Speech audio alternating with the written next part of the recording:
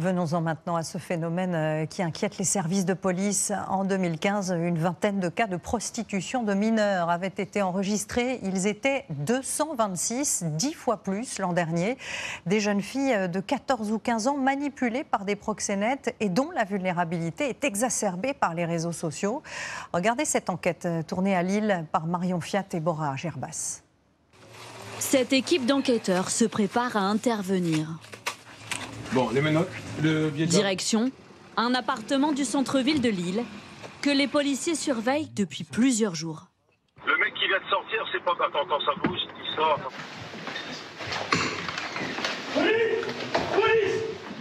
À l'intérieur, un proxénète présumé.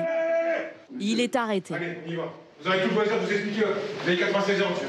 Et 2 jeunes femmes sont emmenées au commissariat. L'une d'elles n'a que 14 ans. Super. Au départ, c'est un coup de fil anonyme passé aux policiers de la brigade de lutte contre le proxénétisme. Plusieurs témoins ont signalé des allées et venues dans un appartement loué à la journée. Ou même avec eux, hein. Aussitôt, une surveillance s'est mise en place. Téléphonique d'abord. 12 lignes ont été placées sur écoute. Puis physique, avec ces policiers de la brigade de surveillance et d'interpellation, cachés dans ce véhicule spécialisé durant des heures, plongés dans le noir, ils sont chargés de constituer des preuves. Quand le dossier est parti et que les écoutes sont en place, on est H24 avec eux. On arrive au travail, on se dit qu'est-ce qu'ils ont fait dans la nuit.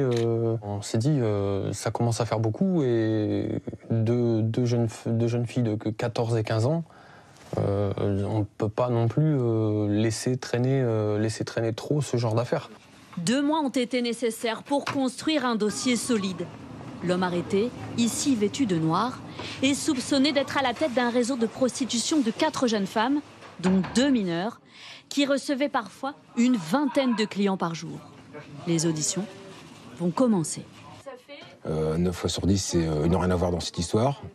C'est une erreur. Et après, on commence seulement à travailler, à apporter un petit peu d'éléments pour voir si l'échange se fera bien, jusqu'à l'exploitation du téléphone, où il y a des éléments plus que compromettants qui fait qu'il ne peut que reconnaître tout en minimisant. Et effectivement, l'homme a avoué quelques heures plus tard. Ce genre de dossier concerne désormais des victimes de plus en plus jeunes, dès 11 ans parfois. Elles sont repérées sur les réseaux sociaux par des hommes qui leur proposent des petits cadeaux, des fast-foods, puis leur font du chantage ou leur demandent de leur rendre service pour se faire de l'argent rapidement.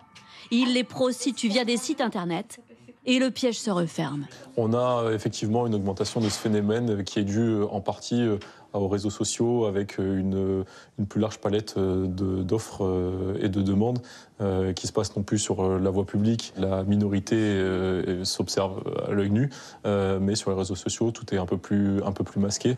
La mère de l'une des jeunes filles a décidé de porter plainte. Nous l'avons rencontrée. Elle souhaite témoigner pour alerter d'autres parents. Jamais elle n'aurait pu imaginer que sa fille tomberait dans un tel engrenage. De la colère, de la douleur, de la vengeance. Je comprends pas pourquoi ma fille est tombée dans ça, dans ces fréquentations-là. Étant un enfant qui va à l'école, qui travaille très bien, avec qui, moi, j'ai jamais eu de soucis. Une gamine qui peut changer du jour au lendemain. Comme ça, parce qu'on a utilisé le corps d'un enfant de 14 ans. Quelques semaines plus tard, cette affaire est jugée devant le tribunal correctionnel de Lille.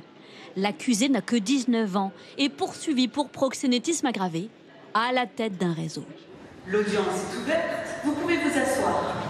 Devant les magistrats, il ne fournit que quelques vagues explications, qu'il ne pensait pas faire de mal, qu'il veillait même sur les jeunes filles. Il a été condamné à 3 ans de prison ferme. Mais ce genre de personnage ramasse des enfants qui sont en difficulté, il repère des adolescentes. Là. Elle est atteinte physiquement, elle est touchée physiquement, elle est atteinte moralement, elle est atteinte sexuellement. Enfin, on a une intégralité de préjudices. Tout est réuni. C'est équivalent effectivement à un viol. Elles sont des gamines. Là, on est à moins de 15 ans, donc il n'y a absolument aucune majorité sexuelle, il n'y a aucune maîtrise du corps. On est véritablement là dans ce qu'il y a de pire, je crois, dans le comportement à l'égard d'enfants. Les policiers qui luttent contre cette criminalité n'ont pas attendu le jugement pour commencer une nouvelle enquête. En tout, ils traitent une trentaine de dossiers comme celui-ci chaque année, rien que dans les Hauts-de-France.